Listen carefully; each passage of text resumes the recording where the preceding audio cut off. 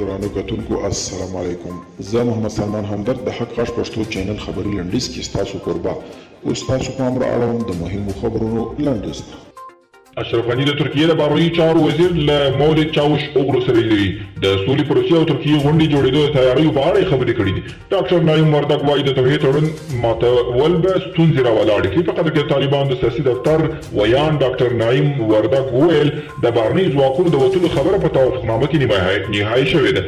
عمل باید پرې وشي. یقینا توافقنامې ماتول به ستونزې راولاړې کړي او د چا په ګټه هم نه ده.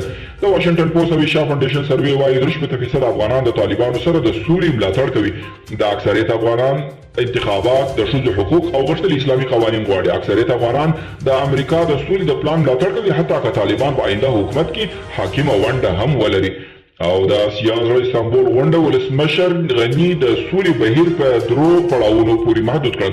جمهور رئیس اشرف غني وایي د سولې بهیر د راتلونکو پړاوونو د پرمختګ لپاره باید طالبان اوربند وکړي.